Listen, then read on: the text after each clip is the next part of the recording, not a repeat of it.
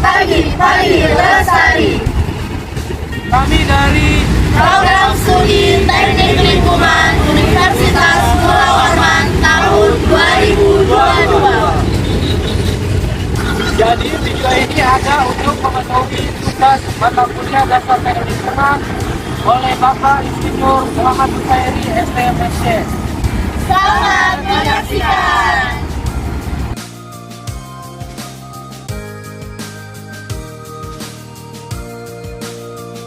Jadi Taman Tepian Mahakam itu salah satu taman yang terkenal dan banyak diminati masyarakat Samarinda untuk dikunjungi. Banyak masyarakat Samarinda yang memilih untuk menghabiskan waktu di Taman Tepian. Bahkan ada juga yang bilang kalau Taman Tepian itu tempat nongkrongnya golongan tua maupun muda karena ada view Sungai Mahakam yang berada di tengah-tengah kota Samarinda. Dengan adanya taman tepian ini ternyata memberikan manfaat besar. Selain tempat refreshing, ternyata sebagai tempat mencari nafkah beberapa masyarakat Samarinda. Tapi selain memberikan manfaat, ternyata masih ada beberapa hal yang menjadi perhatian.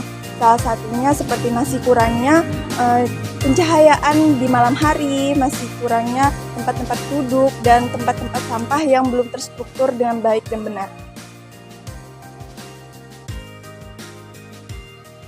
Penyebab orang-orang masih membuang sampah sembarangan di Taman Tepian itu menurut kalian kenapa ya? Menurut jurnal FKM Unpad, masyarakat yang masih membuang sampah sembarangan itu biasanya karena sarana dan prasarananya yang masih kurang memadai. Dan untuk di tepian ini sarana dan prasarananya juga udah bisa dilihat bahwa udah lengkap ya. Cuman kurang dimaksimalkan aja oleh masyarakat atau pengunjung tepian ini. Dan untuk hukumannya juga sudah tertulis ya, bahwa orang yang membuang sampah sembarangan akan dipenjara selama 3 tahun atau membayar denda 50 juta. Dan bisa kita simpulkan ya bahwa untuk sarana udah lengkap dan untuk hukum juga udah tertera, jadi bisa disimpulkan bahwa di sini masyarakat ataupun pengunjung yang datang ke tepian ini membuang sampah itu karena kurangnya rasa peduli terhadap lingkungan. Agar alam bisa menguraikan atau menghancurkan sampah anorganik, dibutuhkan puluhan hingga ratusan tahun untuk menguraikan sampah plastik. Selain sampah plastik, puntung rokok juga berbahaya bagi tanaman. Menurut studi tahun 2019 dari Universitas Anglia Ruskin di Inggris mengatakan bahwa puntung rokok yang dibuang pada tanah dapat mengurangi panjang tunas semanggi sekitar 25% dan mengurangi biomasa akar hingga 60%. Nah, teman-teman tahu nggak sih apa itu sampah? Menurut Nato Atmojo, sampah merupakan sesuatu bahan atau benda padat yang telah ditinggalkan oleh manusia dan dibuang. Sampah ini sendiri menurut sumbernya terbagi menjadi 2 jenis, yaitu sampah organik atau sampah yang berasal dari bahan-bahan hayati dan dapat didegradasi oleh mikroorganisme. Sedangkan yang kedua adalah sampah anorganik atau sampah yang berasal dari bahan-bahan non-hayati. Setelah mengetahui jenis-jenis sampah, sampah juga ada sumbernya. Nah, sumber, jenis, dan pengelolaan sampah diatur dalam Undang-Undang Nomor 18 Tahun 2008. Nah, ada 3 di situ. Yang pertama, ada sampah rumah tangga. Sampah rumah tangga berbentuk padat dan biasanya merupakan bekas kegiatan sehari-hari. Dan juga sampah rumah tangga berasal dari rumah atau komplek perumahan. Yang kedua, ada sampah sejenis sampah rumah tangga. Sampah sejenis sampah rumah tangga ini berasal dari bukan dari rumah, tapi berasal dari sumber lain. Contohnya ada rumah sakit, kantor, sekolah, dan juga taman atau lain-lain. Ketiga adalah sampah spesifik. Sampah spesifik adalah sampah rumah tangga atau sampah sejenis sampah rumah tangga. Sampah ini memiliki sifat, konsentrasi, dan atau jumlahnya yang membutuhkan penanganan khusus. Misalnya, sampah yang mengandung B3, sampah akibat bencana, dan juga sampah yang secara teknologi belum dapat diolah. Setelah kita mengetahui apa saja jenis dan sumber sampah, tentu kita harus mengetahui juga gimana sih pengelolaan sampah yang baik dan benar.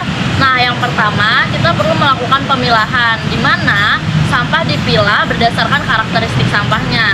Yang kedua, ada pewadahan, di mana sampah diwadahi berdasarkan jenis sampahnya. Kemudian, sampah akan dikumpulkan dari masing-masing sumber, dibawa ke penampungan sementara, kemudian diangkut ke tempat pembuangan akhir sampah. Nah, setelah sampai di TPA, selanjutnya adalah pengolahan sampah yang akan dilakukan oleh petugas sampah. Kemudian akan ada pemrosesan akhir dari petugas sampah tersebut. Nah, teman-teman, sebenarnya pengolahan sampah ini sangat sederhana dan mudah dilaksanakan, tetapi sulit implementasinya. Karena kebanyakan dari masyarakat beranggapan bahwa pengolahan sampah ini adalah urusan pemerintah saja. Sampah merupakan masalah serius yang berkaitan dengan lingkungan dan kehidupan manusia, di mana manusia sebagai pihak penghasil sampah. Nah, sampah ini juga merupakan salah satu konsekuensi dari aktivitas manusia dan volumenya berbanding lurus dengan bertambahnya jumlah penduduk. Halo Kak, boleh minta waktunya sebentar tidak? Boleh? Dengan kakak siapa namanya? Tika. Oke, Tika, saya mau bertanya nih. Kakak sudah sering berkunjung ke taman tepian ini nggak? Enggak sih, cuma beberapa kali doang. Oke, beberapa kali. Menurut pendapat kakak, banyak tidak sampah pada taman tepian ini? Enggak, tapi kalau diperhatiin baik-baik sih ada beberapa. Ada beberapa ya. Menurut pendapat kakak, gimana sih kesadaran masyarakat dalam membuang sampah? Kurang, karena masih ada yang suka buang sampah sembarangan, seperti botol-botol bekas minum yang ditinggalkan gitu aja. Menurut pendapat kakak sendiri nih, fasilitas pada tempat pembuangan sampah di Taman Tepian ini cukup memadai tidak sih? Sebenarnya sih cukup, cuman dari masyarakatnya sendiri yang kurang kesadaran. Iya, mereka males gitu ya buang sampah di tempat yang seharusnya. Oke. Saran dan harapan kakak untuk Taman Tepian ini apa? Semoga itu sih masyarakatnya lebih mementingkan kesadarannya buat buang sampah jangan sembarangan, sama untuk aparatnya sendiri lebih tegas dalam memberi sanksi. Terima kasih ya Kak atas waktunya. Ya, sama-sama.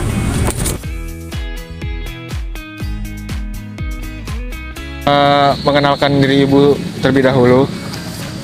Nama saya Ami. Ibu Ami. Ya, bekerja Taman Tepian Samarinda. Baik Ibu Ami, mungkin langsung saya izin bertanya. Ibu Ami sudah bekerja di Taman Tepian ini sudah berapa lama ya Bu ya? Saya dari 2019. Oh, dari 2019, sudah lama banget ya Bu ya? Ya, hampir 3 tahun ya. 3 tahun, berarti Ibu sudah ngelihat berbagai macam orang yang di sekitar sini kan Bu ya? Nah, untuk itu menurut Ibu nih, lingkungan di sekitar Taman Tepian ini itu bisa dibilang masih banyak sampah berserakan atau sebagaimana ya Bu ya? Yang namanya sampah ini ya di mana-mana. Iya. Tapi ya kami aja membersihkannya. Maunya sih masyarakat buang sampah pada tempatnya.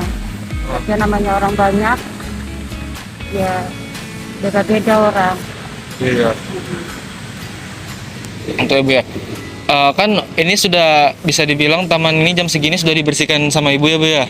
Ya, saya jadi jam 7.15 sampai jam setengah 1 sekarang, tapi kemarin ini jadi jam sampai jam 11 saja.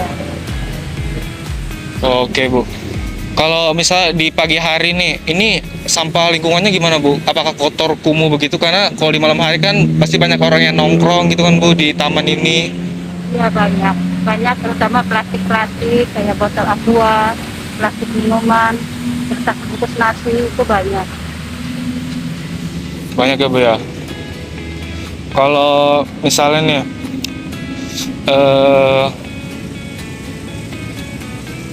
pernah nggak sih Bu di taman ini tuh ada kayak orang kerja bakti gitu Bu, kayak bersihkan sampah dari lembaga mana gitu? Kayaknya sih nggak ada, cuma kami yang dari DLH aja, ya sering gotong royong. Oh, berarti hanya Ibu dan orang-orang dari DLH aja yang pernah gotong royong buat bersih sampah di sini? Ya. Kan di sini ya kalau yang jualan ada juga yang untuk yang bersihnya. Tapi mereka dari sore sampai jam 2 malam. Oh, mereka beroperasinya malam. Iya. Mungkin Ibu bisa memberikan harapan buat masyarakat itu gimana Ibu ya? Ya harapannya jangan buang sampah sembarangan. Kalau habis makan ya tolong dibuang pada tempatnya, itu aja. Iya, harusnya kalau mau lingkungan bersih itu kan harus dari kesadaran kita semua. Ya, dari semua masyarakat. Sama kita warga Samarinda jangan buang sampah sembarangan. Itu Bu ya. Makasih Bu ya. Karena mau diwawancara. Saran dan harapan kami yaitu masyarakat diimbau agar lebih sadar dan memahami pentingnya menjaga lingkungan hidup. Hal tersebut agar terhindar dari hal-hal yang dapat merugikan diri sendiri. Adapun masyarakat diharapkan dapat tertib membuang sampah pada tempatnya dan dapat mengolah sampahnya sendiri. Saran kami kepada pemerintah agar pemerintah menyediakan fasilitas-fasilitas kebersihan yang lebih layak dan juga menyediakan tempat duduk serta penerangan di tepian Sungai Mahakam. Serta pemerintah juga menjalankan program-program kebersihan lingkungan dengan lebih gencar. Tepian Sungai Mahakam sudah cukup terjaga, di pagi hari sudah dibersihkan walaupun masih terlihat sampah-sampah plastik, bekas masker maupun puntung rokok yang berserakan di daerah tersebut. Menjelang sore, pengunjung dan pedagang mulai berdatangan sehingga mulai terlihat sampah produksi di daerah tersebut. Kondisi lingkungan di tepian Sungai Mahakam pada saat ini secara keseluruhan sudah cukup baik, namun kesadaran masyarakat dalam menjaga lingkungan hidup perlu ditingkatkan.